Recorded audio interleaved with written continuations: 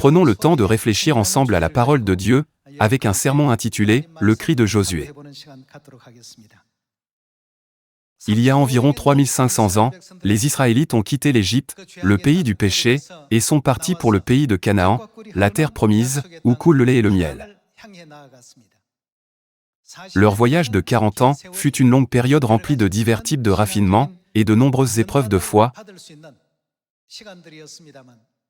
mais à la fin, comme Dieu l'avait promis, ils ont atteint le pays de Canaan. Dieu a vaincu tous les peuples vivants à Canaan, afin de donner le pays à son peuple, leur permettant ainsi de mener l'œuvre de conquête.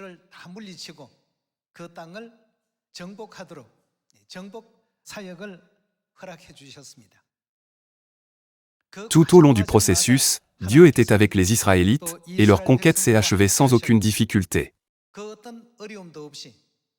Nous pouvons retracer leur voyage du premier chapitre au dernier chapitre du livre de Josué.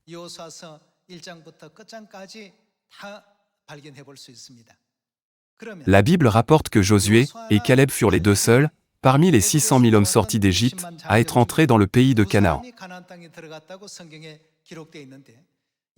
Il y avait quelque chose de spécial chez ces deux hommes. Non seulement ils avaient une grande espérance pour Canaan, mais ils avaient également une foi inébranlable dans la promesse de Dieu.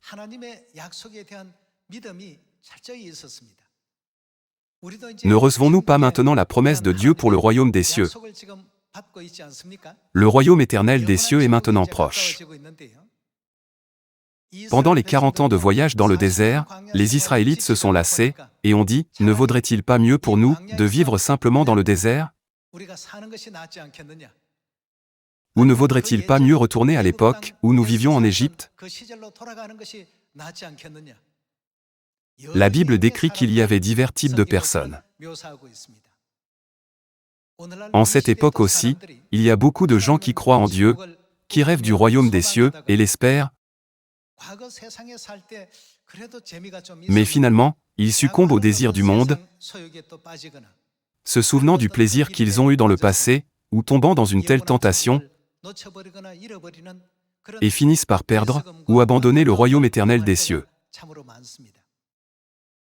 Dieu a dit que Josué et Caleb avaient un état d'esprit, et une foi différente de ceux des autres.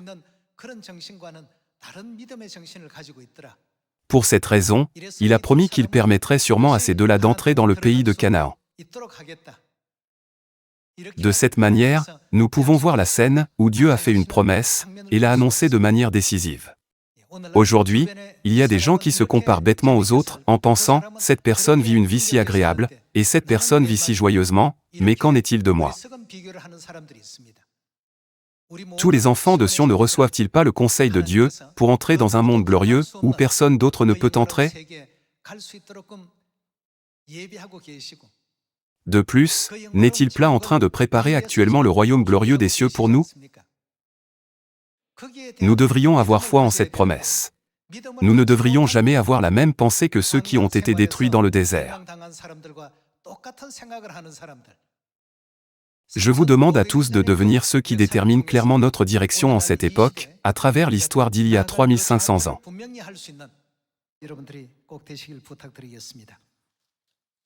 Dans Nombre chapitre 13, il est décrit la scène où des espions ont été envoyés pour explorer le pays de Canaan, puis ont rapporté ce qu'ils avaient exploré aux Israélites.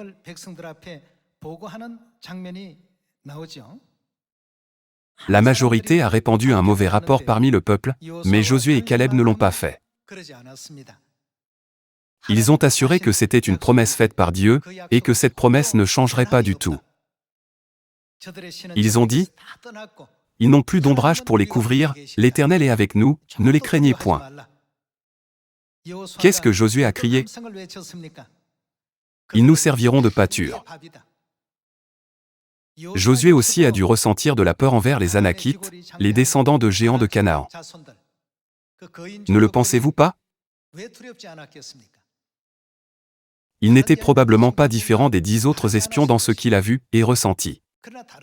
Cependant, c'est là que résidait la différence. Même s'ils ont tous vu les mêmes choses, et ont ressenti les mêmes peurs, Josué et Caleb avaient Dieu vivant dans leur cœur, et avaient une confiance, et une foi absolue dans la promesse de Dieu.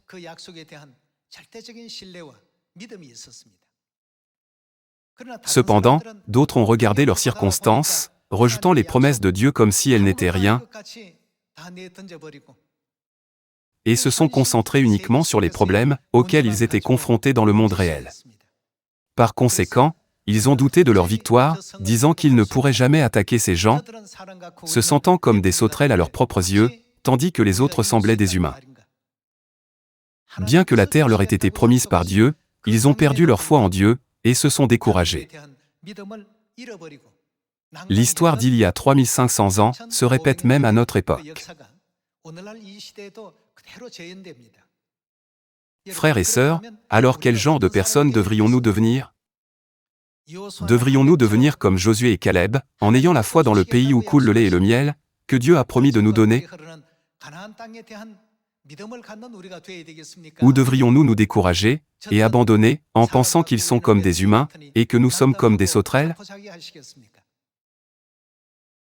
En cette époque, nous sommes maintenant à un tel carrefour.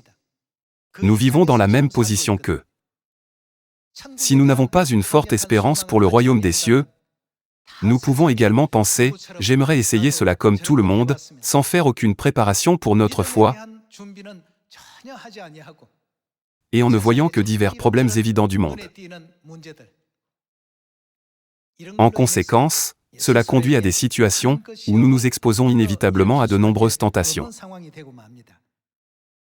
Nombre chapitre 14, verset 6. Et, parmi ceux qui avaient exploré le pays, Josué, fils de Nun, et Caleb, fils de Jephuné, déchirèrent leurs vêtements, et parlèrent ainsi à toute l'assemblée des enfants d'Israël, le pays que nous avons parcouru, pour l'explorer, est un pays très bon, excellent. Si l'Éternel nous est favorable, il nous mènera dans ce pays, et nous le donnera, c'est un pays où coule le lait et le miel. Seulement, ne soyez point rebelles contre l'Éternel, et ne craignez point les gens de ce pays,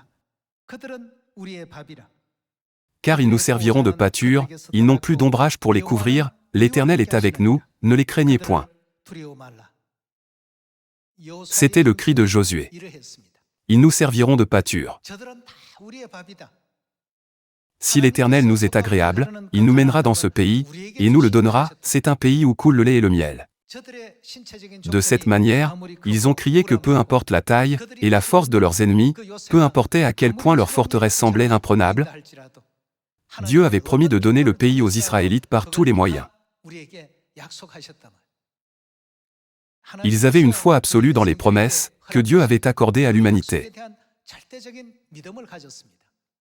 Et seuls ces deux-là sont entrés dans le pays de Canaan. Parmi les 600 000 hommes âgés de 20 ans, et plus qui sont sortis d'Égypte, seuls 2 entrèrent dans le pays de Canaan, un pays où coule le lait et le miel. Ainsi, nous pouvons comprendre que Dieu a fait cette histoire il y a 3500 ans, pour nous éveiller à la croyance que seuls ceux qui ont une espérance absolue dans le royaume des cieux aujourd'hui, peuvent entrer dans le royaume éternel des cieux que Dieu a promis et préparé, n'est-ce pas?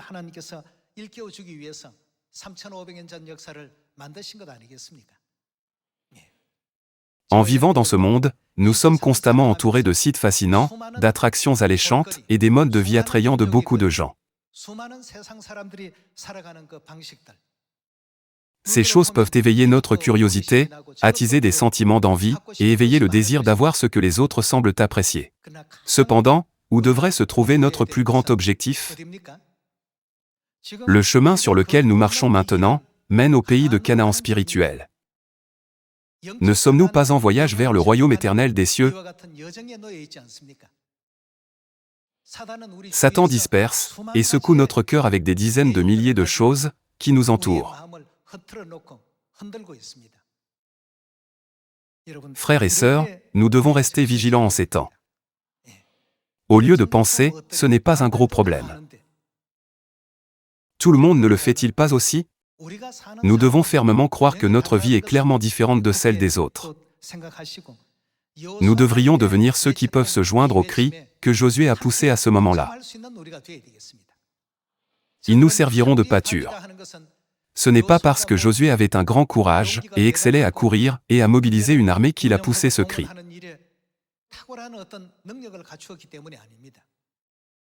Il était convaincu que, malgré ses lacunes et ses insuffisances, le pays de Canaan où coule le lait et le miel deviendrait sûrement celui des Israélites, parce que Dieu avait promis de le leur donner. Il en va de même pour le royaume éternel des cieux. Lorsque nous avons une foi absolue dans le royaume des cieux et croyons fermement aux promesses de Dieu, nous pouvons surmonter les diverses tentations et épreuves du monde. Sinon, nous risquons la folie et le regret de jeter des regards en coin sur le monde en pensant « cette personne vit de cette manière » et « cette personne vit de cette manière ». Au début, les questions du royaume des cieux sont prioritaires, puis elles passent au second plan, puis au troisième, leur importance diminuant peu à peu.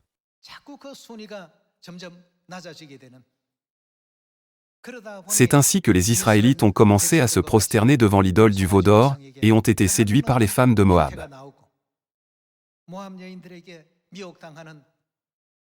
Nous devons comprendre pourquoi Dieu a choisi de raconter, de façon si vivante, une histoire aussi douloureuse dans la Bible. En cette époque, sans une foi et une confiance absolue en la promesse de Dieu, comme Josué et Caleb sur le voyage vers le pays de Canaan céleste, nous serons tous détruits pour diverses raisons comme eux, pendant le voyage de 40 ans.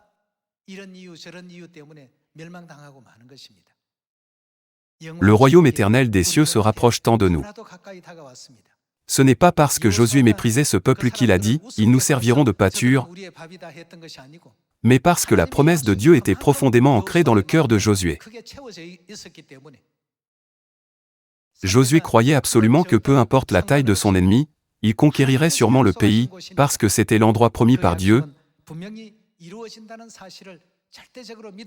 et ainsi, il a pu entrer dans Jéricho, et la conquête de Canaan s'est déroulée très facilement selon la volonté de Dieu. Aujourd'hui, à travers le titre du sermon, le cri de Josué, éveillons notre âme en nous. Même si ce n'est pas 40 ans, mais 400 ans qui passent, notre foi doit rester inchangée. Dieu a également gracieusement laissé une histoire sur Caleb dans la Bible. C'était après les 40 ans de voyage dans le désert et la conquête de Canaan, donc environ 45 ans après qu'il a exploré le pays pour la première fois. Puisqu'il avait 40 ans lorsqu'il a été appelé pour explorer le pays de Canaan, à ce moment-là, il avait 85 ans. Néanmoins, sa foi en Dieu et en ses promesses n'avait pas du tout changé. Par conséquent, au moment de répartir la terre parmi les Israélites, il a demandé pour lui-même la région montagneuse la plus difficile. Les Anakites vivaient dans cette région. Les Anakites étaient une race de géants. C'était un endroit habité par une tribu connue pour sa grande taille et sa force énorme, mais cet homme de 85 ans a dit « Donne-moi donc cette montagne, je les chasserai. » D'autres étaient déjà devenus complaisants et étaient lents dans l'œuvre de conquête, ce qui rendait Josué affligé et exaspéré, et il les a donc exhortés.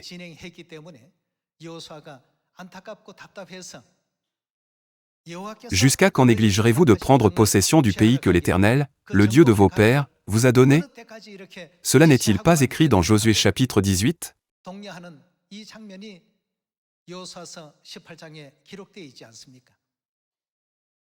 En cette époque également, nous devons posséder la même foi que Caleb et Josué.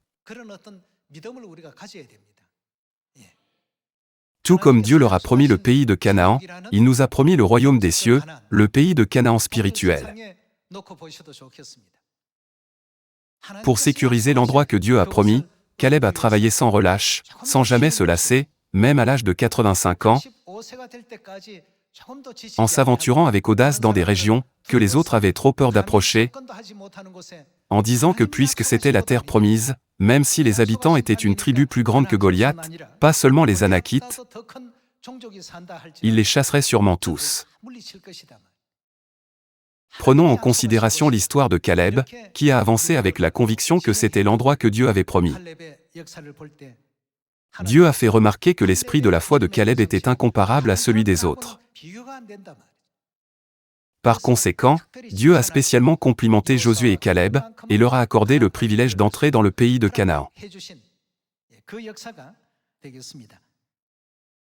Dans Nombres chapitre 14, il est écrit « Ils nous serviront de pâture ». Verset 9. Ils n'ont plus d'ombrage pour les couvrir, l'Éternel est avec nous, ne les craignez point. C'était le cri de Josué. Ces deux hommes sont devenus un exemple de ceux qui ont pu entrer dans le pays de Canaan. Voyons également comment Dieu a estimé Caleb. Nombres chapitre 14, verset 20. Et l'Éternel dit, « Je pardonne, comme tu l'as demandé. Mais, je suis vivant. Et la gloire de l'Éternel remplira toute la terre. Tous ceux qui ont vu ma gloire, et les prodiges que j'ai faits en Égypte et dans le désert, qui m'ont tenté déjà 10 fois, et qui n'ont point écouté ma voix, tous ceux-là ne verront point le pays que j'ai juré à leur père de leur donner. Tous ceux qui m'ont méprisé ne le verront point. Et parce que mon serviteur Caleb a été animé, de quoi? D'un autre esprit. Dieu a dit que sa foi était différente de celle de ceux qui sont tombés en chemin. Dans la Bible en anglais, il est également dit qu'il avait un autre esprit, ce qui indique que son état d'esprit était différent. Dieu a noté que son esprit de foi était différent de celui de ceux qui sont tombés, qui se sont corrompus et qui ont abandonné. Et parce que mon serviteur Caleb a été animé d'un autre esprit, et qu'il a pleinement suivi ma voie, je le ferai entrer dans le pays où il est allé, et ses descendants le posséderont. Frères et sœurs, Josué et Caleb sont entrés dans le pays de Canaan, où coule le lait et le miel. Nous ne devons pas simplement considérer cela comme un événement historique il y a 3500 ans. Au contraire, pour entrer absolument dans le royaume éternel des cieux, la terre promise que Dieu nous a assurée, nous devons avoir une foi absolue dans la promesse de Dieu, tout comme Josué et Caleb. Et qu'arrivera-t-il si nous n'avons pas ce genre de foi? Nous dirions, les gens du monde vivent comme ceci, et cette personne vit comme cela. Si vous examinez de plus près la vie des gens sur cette terre, la ville de refuge, vous constaterez qu'ils souffrent tous. Tout cela est juste bien dissimulé. La majorité de la vie des gens peut être perçue de cette manière. Par conséquent, Dieu regarde la vie de toute l'humanité sur cette terre avec encore plus de compassion. N'a-t-il pas préparé et créé pour nous un monde où il n'y aura plus ni mort, ni deuil, ni tristesse, mais une joie débordante chaque jour?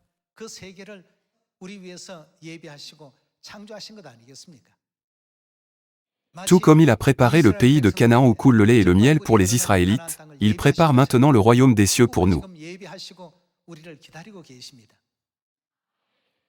Voyons également Nombres chapitre 14, verset 30. Examinons attentivement, un par un, pourquoi Dieu a choisi Josué et Caleb pour être ceux qui pouvaient entrer dans le pays de Canaan. De cette manière, nous pouvons tous devenir ceux qui s'approchent de Dieu avec une telle foi et un tel espoir. Chapitre 14, verset 30. Vous n'entrerez point dans le pays que j'avais juré de vous faire habiter, excepté Caleb, fils de Jephuné, et Josué, fils de Nun.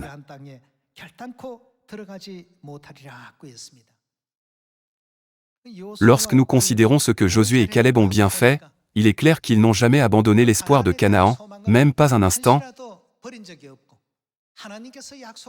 et qu'ils avaient une confiance absolue dans les promesses de Dieu. Ils ont toujours eu de l'espoir en cela. En misant tout leur avenir dessus, ils étaient finalement en mesure d'accomplir pleinement la tâche de conquérir le pays de Canaan.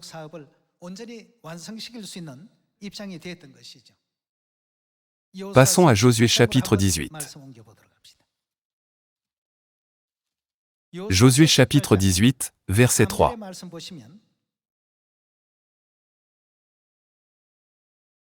Josué dit aux enfants d'Israël, « Jusqu'à quand négligerez-vous de prendre possession du pays que l'Éternel, le Dieu de vos pères, vous a donné ?»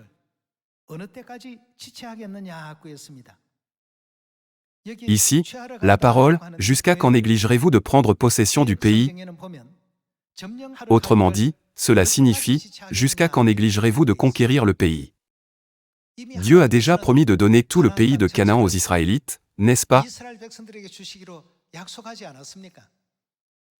Puisque c'était la terre qui avait déjà été promise par Dieu, une partie de leur mission consistait à aller en prendre possession. Cependant, les 7 tribus ont hésité, et se sont contentées de leur réalité actuelle.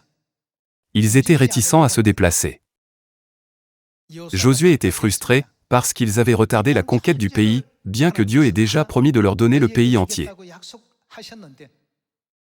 Par conséquent, il a dit, « Jusqu'à quand négligerez-vous de prendre possession du pays ?» En revanche, Caleb n'était pas comme eux. Pourquoi Dieu a-t-il permis à Josué et à Caleb d'entrer dans le pays de Canaan où coule le lait et le miel? Regardons Josué chapitre 14, verset 6.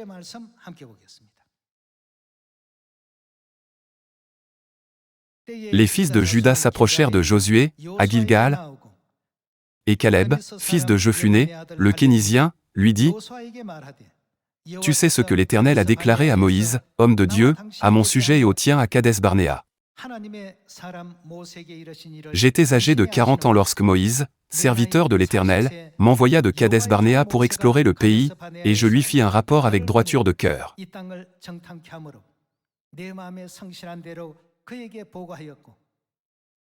Mes frères qui étaient montés avec moi découragèrent le peuple, mais moi je suivis pleinement la voie de l'Éternel, mon Dieu.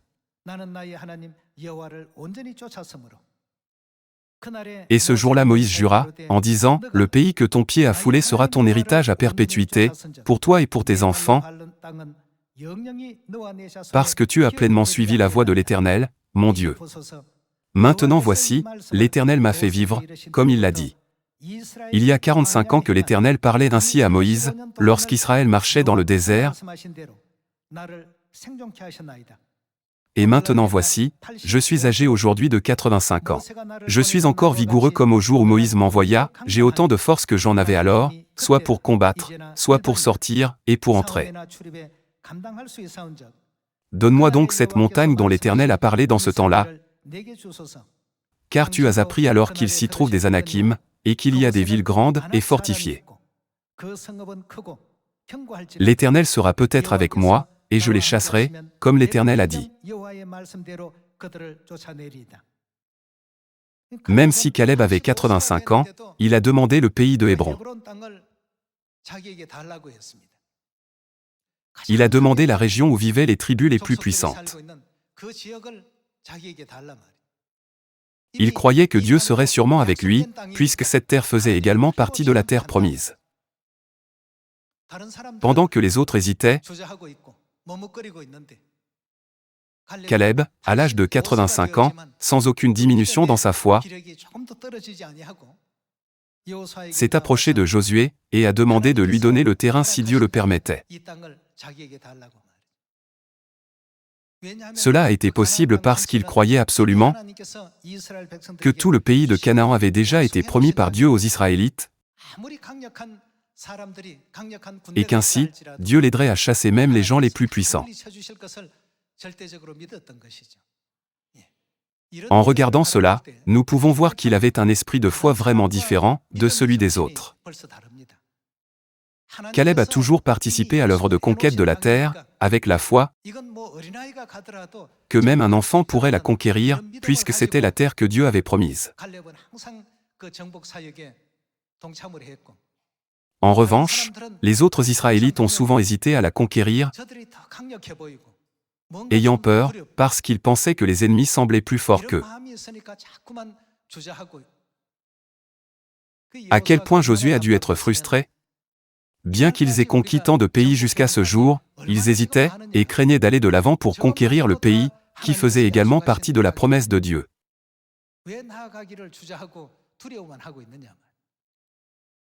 C'est parce qu'ils n'avaient pas une foi absolue dans les promesses de Dieu. Le pays de Canaan céleste éternel s'approche de nous. Qui peut en effet entrer dans ce royaume éternel des cieux où coule le lait et le miel? À travers l'histoire de Josué et de Caleb, Dieu nous permet d'avoir la foi pour absolument le regarder, avoir confiance en lui, et ne jamais perdre la foi dans les promesses qu'il nous a accordées.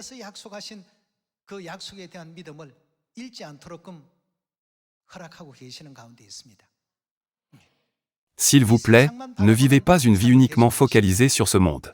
Au lieu de cela, je vous demande d'avoir la foi qui garantit la joie et les bénédictions éternelles dans le monde glorieux, où il n'y a ni mort, ni deuil. Ouvrons Josué chapitre 1. Voyons les versets 1 à 9. Après la mort de Moïse, serviteur de l'Éternel, l'Éternel dit à Josué, fils de Nun, serviteur de Moïse. Moïse, mon serviteur, est mort, maintenant, lève-toi, passe ce Jourdain, toi et tout ce peuple, pour entrer dans le pays que je donne aux enfants d'Israël. Tout lieu que foulera la plante de votre pied, je vous le donne, comme je l'ai dit à Moïse. Telle était la promesse de Dieu.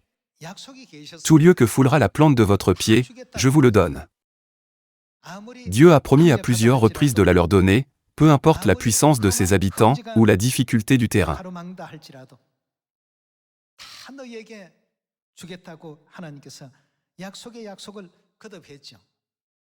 Verset 4. Vous aurez pour territoire depuis le désert et le Liban jusqu'au grand fleuve, le fleuve de l'Euphrate, tout le pays des Hétiens, et jusqu'à la grande mer vers le soleil couchant. Nul ne tiendra devant toi, tant que tu vivras. Je serai avec toi, comme j'ai été avec Moïse, je ne te délaisserai point, je ne t'abandonnerai point. Fortifie-toi, et prends courage, car c'est toi qui mettras ce peuple en possession du pays que j'ai juré à leur père de leur donner. De cette manière, Dieu l'a assuré à plusieurs reprises du pays de Canaan où coule le lait et le miel, et il a rempli sa promesse selon sa parole. Lorsque l'armée israélite était faible, il a envoyé la grêle pour vaincre ses ennemis. Dieu avait toujours été celui qui l'avait aidé de cette manière et dans cette direction avec tout ce qu'il s'efforçait de faire. Nous devons également faire l'expérience et reconnaître que Dieu nous aide toujours dans tout ce que nous faisons. Tout comme Josué et Caleb ont mis leur espoir absolu dans le pays de Canaan et ont gardé la foi en lui, nous devons également nous efforcer d'être comme eux, afin que nous puissions tous être reconnus pour avoir un esprit de foi qui est distinctement différent de celui des autres.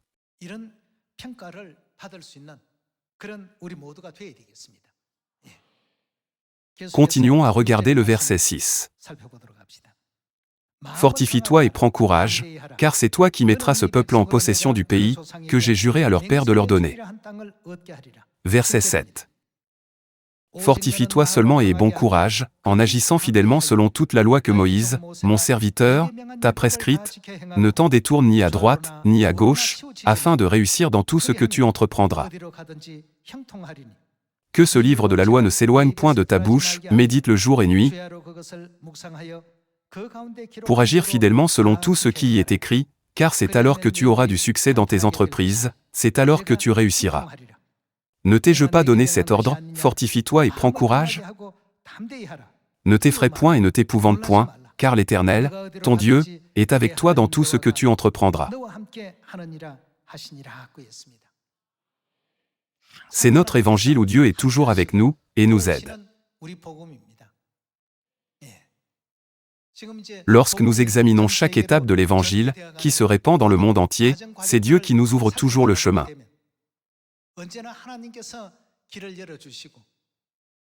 Pensez à la façon dont Dieu a préparé le chemin de Cyrus, lorsqu'il est parti à la conquête d'autres pays. Dieu a ouvert des portes devant lui, afin que les portes ne soient pas fermées, et a rompu les verrous de fer,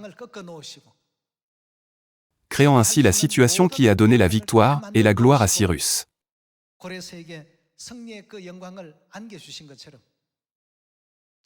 De même, aujourd'hui, si nous avons foi dans les promesses de Dieu, tout comme Josué qui a crié « Ils nous serviront de pâture », nous pouvons tous devenir Josué.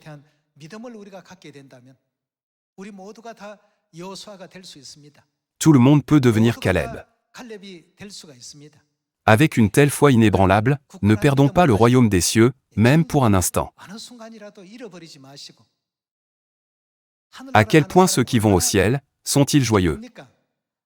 Si nous avons la foi ferme dans le royaume des cieux, à quel point serons-nous joyeux? Nous serons si heureux en pensant, aujourd'hui, je me suis rapproché d'un jour du royaume des cieux. Depuis que j'ai rencontré Dieu, il a ouvert ce chemin glorieux, afin que je puisse retourner dans ma patrie céleste. Les Israélites ont enduré leur vie difficile pendant 40 ans, mais même si 400 ans devaient passer, je n'abandonnerai jamais le royaume des cieux.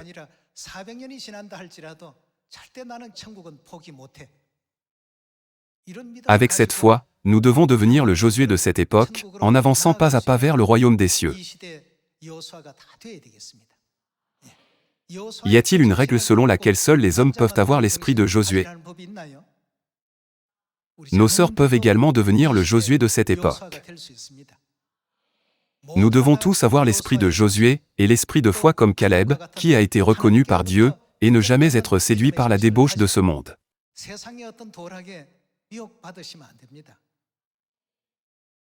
Cela deviendra sans aucun doute une source de regret, tôt ou tard, et ce sera très difficile. Le chemin sur lequel nous nous trouvons mène au glorieux pays de Canaan céleste. N'oublions jamais que nous sommes sur le chemin, mais rappelons-nous de cet état d'esprit une fois de plus, afin de pouvoir préparer une huile de foi abondante, pour le jour où Père viendra sur cette terre. Puissions-nous tous être comme les 5 vierges sages et prudentes, qui accueillent l'époux avec une telle foi.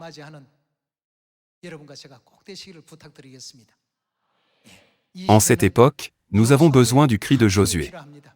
Nous avons besoin d'une foi comme celle de Josué et de Caleb.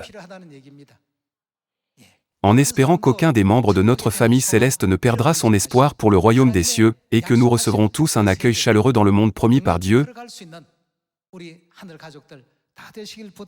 j'aimerais conclure le sermon. Merci beaucoup.